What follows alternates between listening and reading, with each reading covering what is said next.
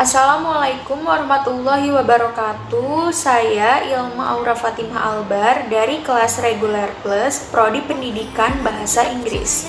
Di video pembelajaran mata kuliah dasar-dasar pendidikan dengan dosen pengampu Bapak Rafiq Ahmad MPD. Di video kali ini, saya akan menjelaskan tentang pengertian pendidikan, manfaat pendidikan, tujuan pendidikan, jalur pendidikan, jenis pendidikan, jenjang pendidikan. Yang pertama adalah pengertian pendidikan. Pendidikan adalah pembelajaran pengetahuan, keterampilan, dan kebiasaan sekelompok orang yang diturunkan dari satu generasi ke generasi berikutnya melalui proses pengajaran, pelatihan, atau penelitian. Yang kedua adalah fungsi dari pendidikan, yaitu yang pertama, transmisi atau pemindahan kebudayaan.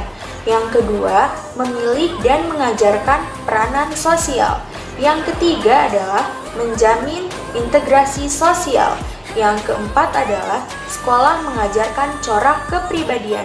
Yang kelima adalah sumber inovasi sosial. Yang ketiga, tujuan dari pendidikan.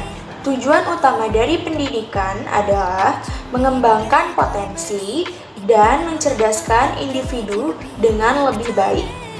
Dengan tujuan ini, diharapkan mereka yang memiliki kepribadian dengan baik dapat memiliki kreativitas, pengetahuan, kepribadian, dan menjadi pribadi yang lebih bertanggung jawab.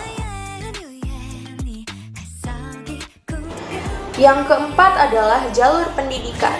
Jalur pendidikan menurut Undang-Undang Nomor 20 Tahun 2003 tentang Sistem Pendidikan Nasional ada 3, yaitu pendidikan formal, pendidikan non-formal, dan pendidikan informal. Pendidikan formal adalah jalur pendidikan yang terstruktur dan berjenjang yang terdiri atas pendidikan dasar, pendidikan menengah, dan pendidikan tinggi. Yang kedua adalah pendidikan non-formal.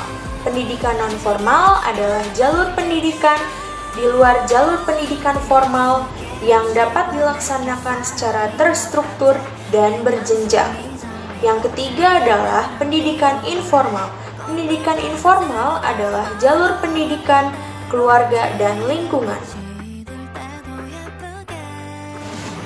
Selanjutnya, jenjang pendidikan. Menurut Undang-Undang Nomor 20 Tahun 2003, jenjang pendidikan dibagi 3, yaitu pendidikan dasar, pendidikan menengah, dan pendidikan tinggi. Pendidikan dasar contohnya seperti sekolah dasar, sekolah menengah pertama, ibtidaiyah, dan MTS. Yang kedua adalah sekolah menengah. Sekolah menengah contohnya seperti sekolah menengah atas atau SMA, dan sekolah menengah kejuruan atau SMK. Dan selanjutnya pendidikan tinggi.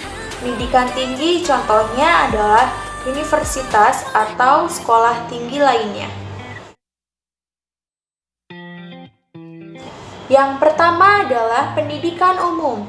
Pendidikan dasar dan menengah yang mengutamakan perluasan pengetahuan yang diperlukan oleh peserta didik untuk melanjutkan pendidikan ke jenjang yang lebih tinggi. Yang kedua adalah pendidikan kejuruan. Pendidikan menengah yang mempersiapkan peserta didik untuk terutama bekerja dalam bidang tertentu. Yang ketiga adalah pendidikan akademik. Pendidikan akademik adalah program sarjana dan pasca sarjana yang diarahkan terutama pada penguasaan disiplin ilmu pengetahuan tertentu. Yang keempat adalah pendidikan profesi. Pendidikan tinggi setelah program sarjana yang merupakan peserta didik untuk memiliki pekerjaan dengan keahlian khusus. Yang kelima adalah pendidikan vokasi. Pendidikan tinggi yang mempersiapkan peserta didik untuk memiliki pekerjaan dengan keahlian terapan yang maksimal setara dengan program pendidikan sarjana. Yang keenam adalah pendidikan keagamaan. Pendidikan menengah, dan tinggi yang mempersiapkan peserta didik untuk menjalankan bisnis yang menuntut pengetahuan tentang ajaran agama dan atau menjadi ilmu agama. Yang ketujuh adalah pendidikan khusus. Penyelenggaraan pendidikan untuk peserta didik yang berkelainan atau peserta didik yang memiliki kecerdasan luar biasa yang diselenggarakan secara inklusif atau berupa satuan pendidikan khusus pada tingkat pendidikan dasar atau menengah.